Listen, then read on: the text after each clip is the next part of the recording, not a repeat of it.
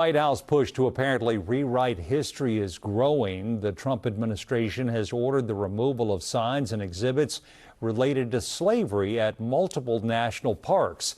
That includes a historic photograph of a formerly enslaved man showing scars on his back.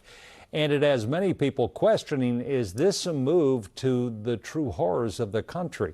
Away from that, our Onyeng sat down with Professor Kaye Whitehead to talk about what this means for the country moving forward. Professor Whitehead, thanks so much for joining us and welcome back. Thank you so much for inviting me back to have this very important conversation. Yeah, so the U.S. has a long and complicated history with slavery and race as a whole, and also how we remember the atrocities that have been committed in this country. The old saying goes, those who don't know their history are doomed to repeat it. What are some of the broader consequences here that removing these images could have on how Americans remember and understand our collective past and what it could mean for our future?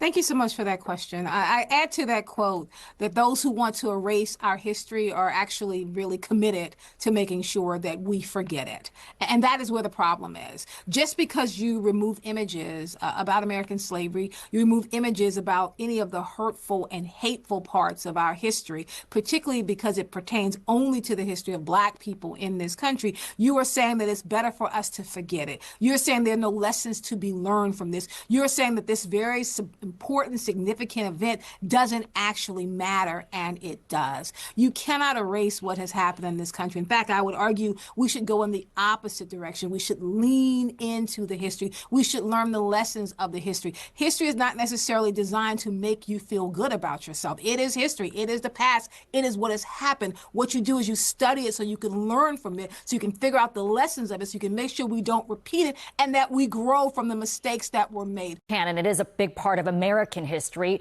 And yes. Speaking of leaning in, why is it so important for marginalized groups and non-marginalized groups also to see these images up close in public spaces? And what could be the impact of these groups seeing these images being then taken down?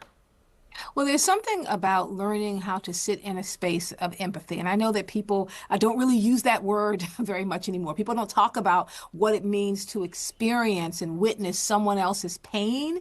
And you take it in and you understand what is happening. And you try to figure out what has happened and you try to think about what that means. That is what is happening in our American history class. That's what young people learn. Like, that's why we teach American history from the beginning up until today. We just don't pick and pull the pieces that we like, because if it's based upon someone's opinion, then it doesn't line up to the facts of history.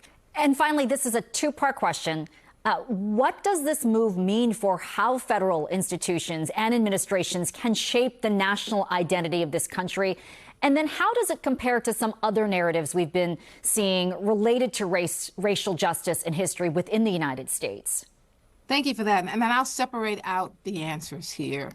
Because one, when you talk about the American historical narrative and you talk about this moment in time, you begin to understand and recognize that there's something about what it means to be an American and who does America belong to. I argue that has really been the quintessential question in America. And in the second part of your question, what are we seeing at this moment? We know that we're watching a debate that should have been a settled conversation about who this country belongs to, a debate that should have already ended about the importance of having environments that are diverse and that believe in equity and that are inclusive. That maybe what we have to recognize is that what we are fighting for at this moment, people think it's something simple. It is about the very foundation of who we are. It's about the future of our nation. And if we start to decide, like what happened in the 1950s, what happened in the 1920s, that America only belongs to a few and everyone else is on the outside, then you're talking about building bridges that remove us from where we are now.